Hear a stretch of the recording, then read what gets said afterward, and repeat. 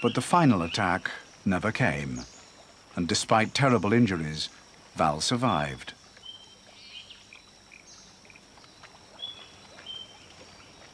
A nightmare come true. But is the natural world really that dangerous?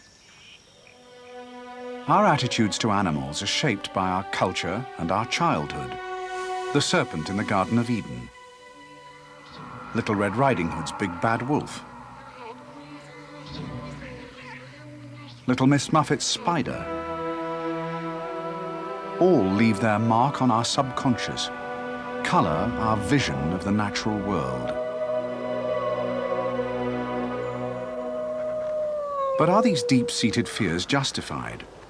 Consider wolves. They have a reputation as vicious killers, but surprisingly, there's no reliable account of healthy wolves ever attacking people in the wild. On the other hand, hundreds of people are killed every year by domestic dogs, yet we still regard the dog as a friend and the wolf as an enemy.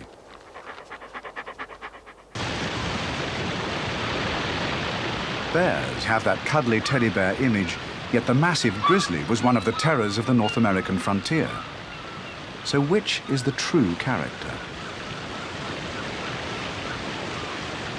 In North America, you're 25 times more likely to be struck by lightning than killed by a bear. Bears cause just 3 fatalities a year. But they do sometimes attack. Bear cubs are vulnerable. Mothers can be ferocious in their defense. Surprising a bear is a bad idea at the best of times. Surprising a mother with cubs is even worse. But that's just what Park Ranger Barbara Moore and her husband did back in 1984. My husband was looking around, and he happened to turn his head to the right just as a grizzly bear female raised her head. He yelled at me, "Barb, Barb, look out." I turned around instantly. The bear was on her feet and charging. And she had 2 little cubs of the year coming along with her. So what do you do in a situation like that? I knew that it was probably best to face the bear, which I did. Well, most grizzly bear charges are not completed. In this case, the bear apparently didn't know this. The next thing I remember was that I was on the ground and the bear was on my back. And at that time I was yelling, but very quickly I realized that my best bet was to be still, to, in other words, play dead. The bear got on the downslope side of me, reached across, hooked her claws onto my uphill side and pulled me over on my back. And she did this with enough momentum that because I was on the side of a hill, I could roll with it and get face down again. She did this 3 times. And each time I rolled with it, got face down. I don't think I drew a breath in that whole period of time. It seemed like a long period of time. It was probably only actually a few seconds. And then the bear left, and we never saw her again. I had a serious head wound. I had claw marks down the left side of my face. And I had multiple puncture wounds, both from teeth and claws. The Yellowstone Park authorities decided the bear was just trying to defend her cubs, so she wasn't hunted down and shot. Despite her injuries, that makes Barbara Moore very happy. Even though it's been 10 years since this encounter occurred, I like to think that this female may still be out there raising cubs. Bears kill only a handful of people a year. After all, they're mainly vegetarian. What about creatures that kill for a living?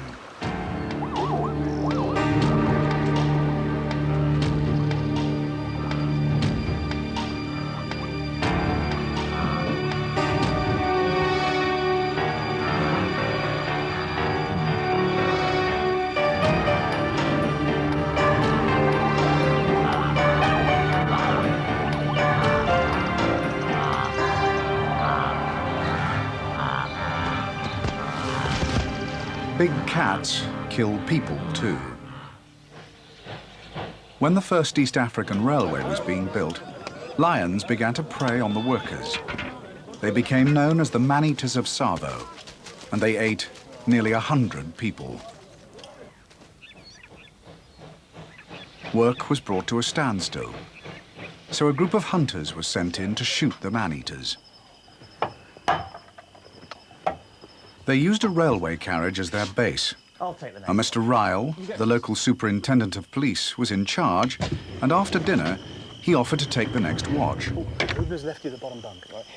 They had been out all day looking for the man-eater without success.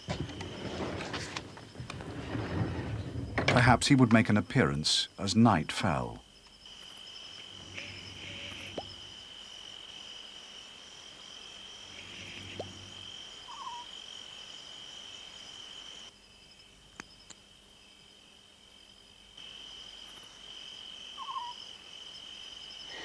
After a few hours, Ryle decided the lion wasn't going to show.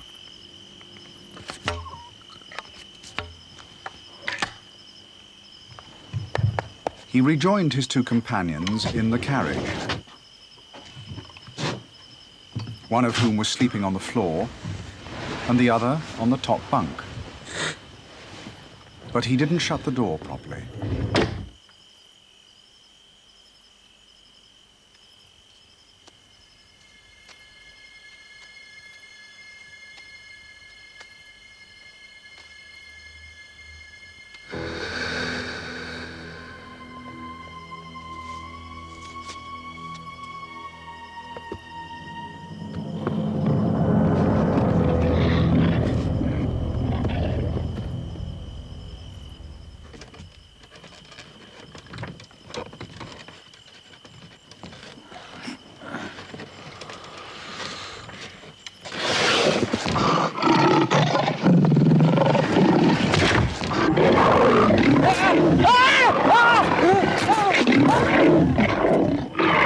The lion attacked Ryle.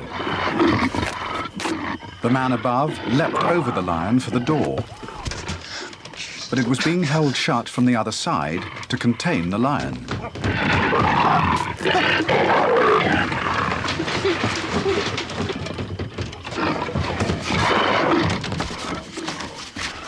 They lashed it closed with a turban.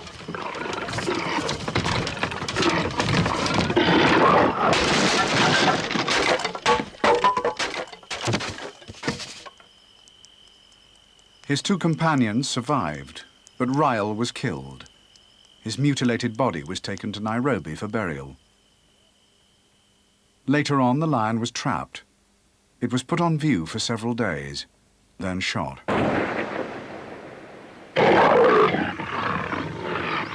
Man-eating's actually very rare. Though big cats can kill us, they don't usually look on us as food. So what changes their behavior?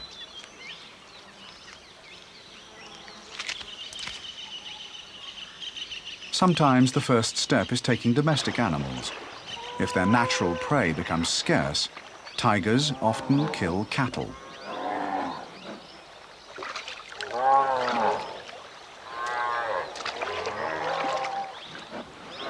From that, it may be just a short leap to taking the herdsman too.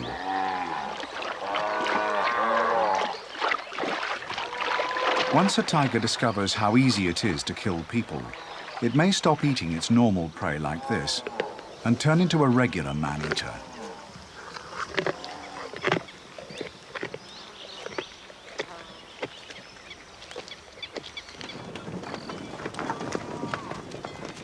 But the total number of people killed each year by all big cats is under 500. Why are the numbers so small?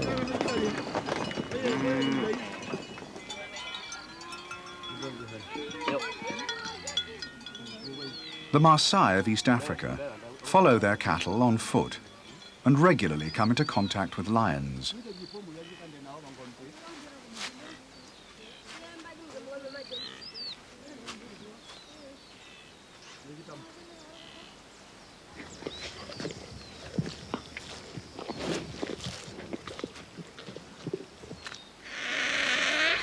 Surely, walking straight towards a lion is courting disaster.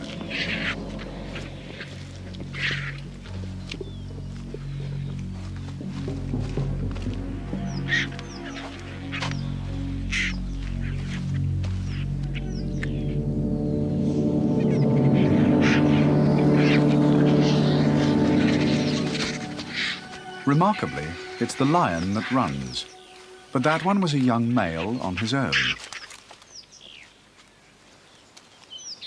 What happens with a whole pride, protected by powerful adult males?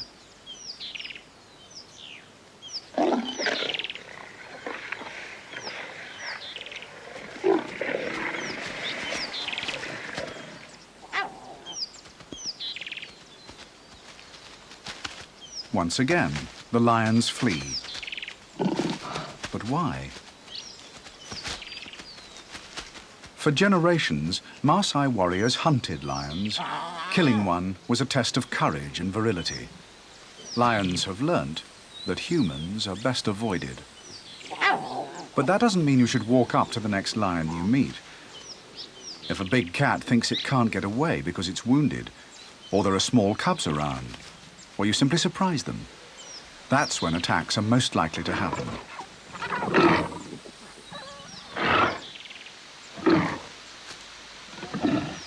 Although lions seldom kill people, other animals have good reason to fear them.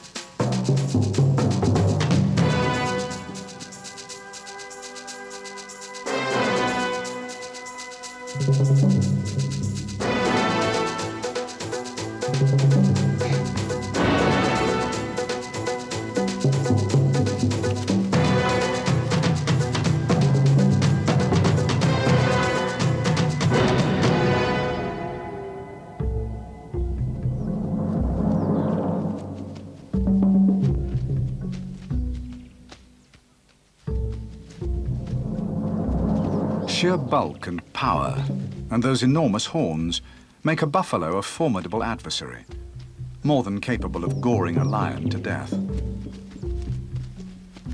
In fact, buffalo kill or injure far more people than lions. The most dangerous are the old solitary bulls. We know lions are meat eaters, so we treat them with respect. The unwary might look on a buffalo as an overgrown cow, until it's too late.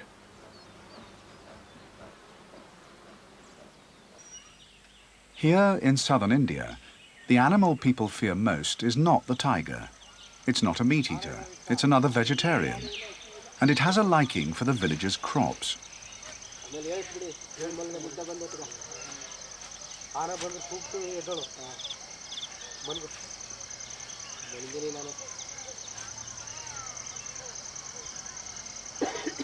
Whatever the risks, the fields must be protected.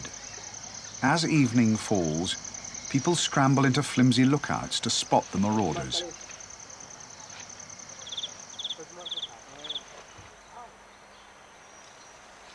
These creatures can devastate a season's crops in minutes.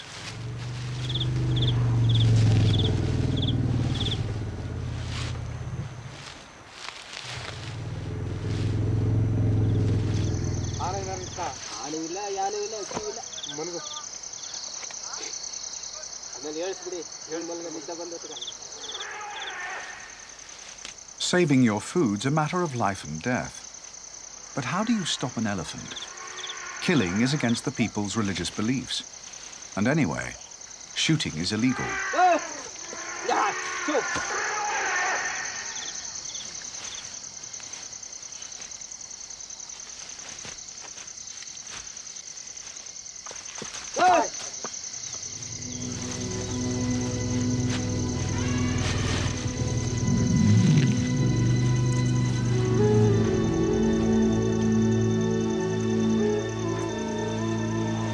If stones and shouting don't work, flares and fireworks just might.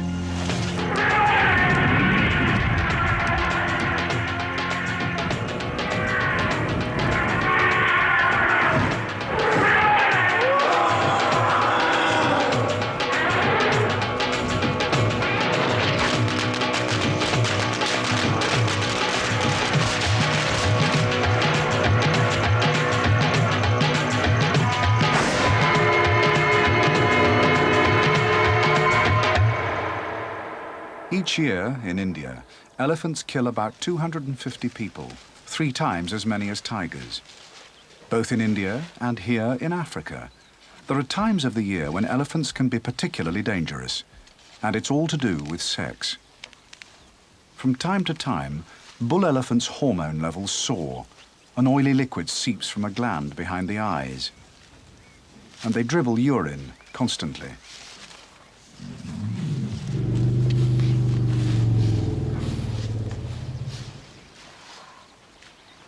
It's called being in must. Such bulls are far more aggressive than usual. Over 80% of human fatalities are caused by bulls, most of them in must. But this increase in aggression has a natural purpose.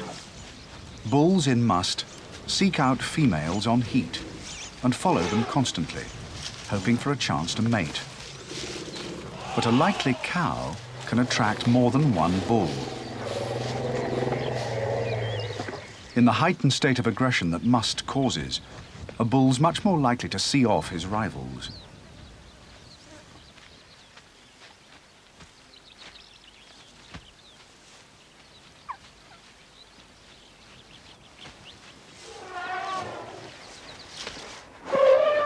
It's no contest, and now the bull has the field to himself.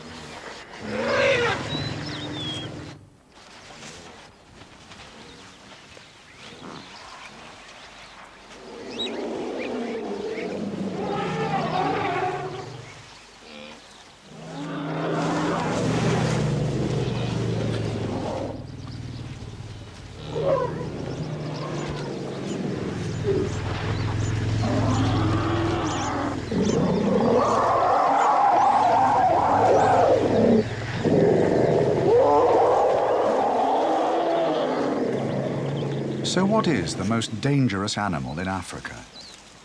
Of the larger animals, elephants and buffalo certainly kill more people than lions. But is there some other creature we should avoid?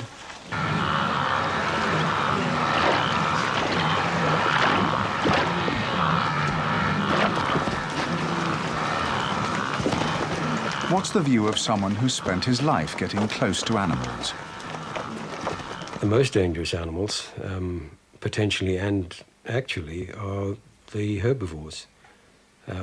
Elephant to a degree, and mainly hippo. Hippo account for more people than any other species, I think, in Africa. Both hippos and people are tied to water, so inevitably they come into contact. They hardly look the stuff of nightmares, but appearances can be deceptive. And hippo looks like a great tub of lard until he opens his mouth, and then that's very impressive. Just huge tusks, which are purely for fighting.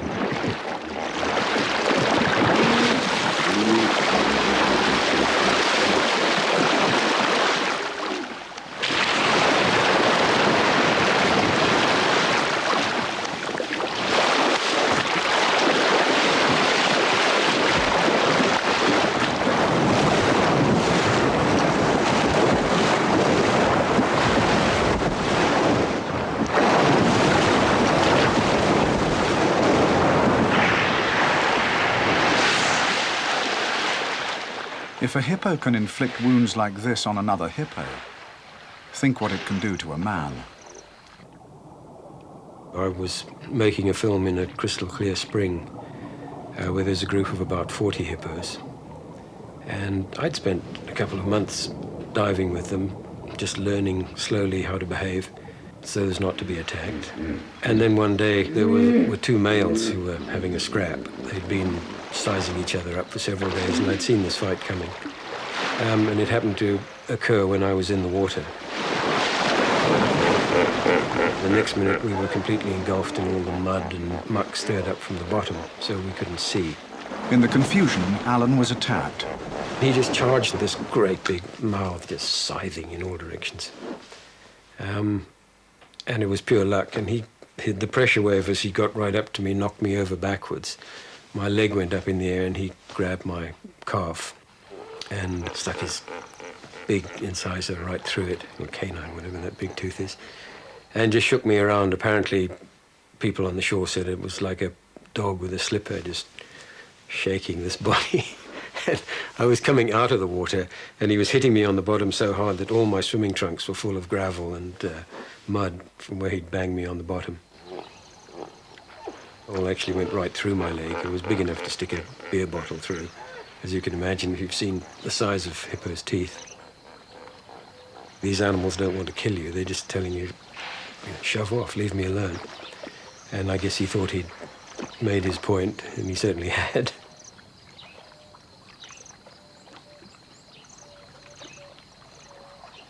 Most of the people killed by wild animals aren't seen as food. Like Alan Root, they were in the wrong place at the wrong time, or were taken as a threat to an animal or its young. But there's one creature that does regard us as prey. If you're in the tropics and you're on the riverbank, you're on the menu, whatever you are.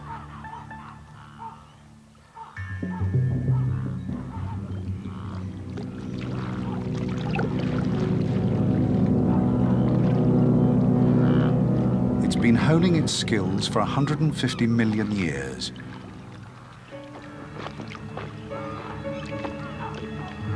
It's a master of camouflage.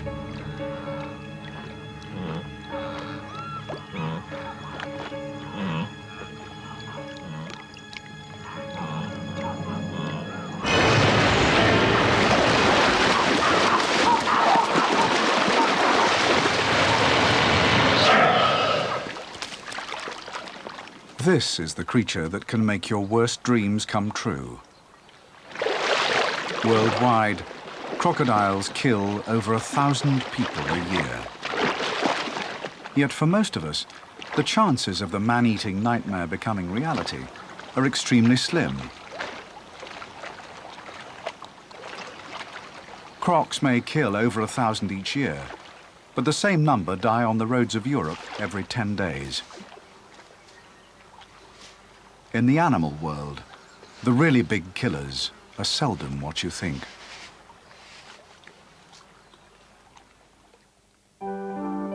Next week, the bewildering beauty of the deep.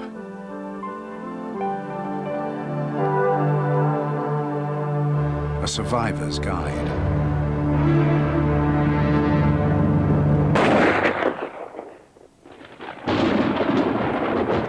And in fact,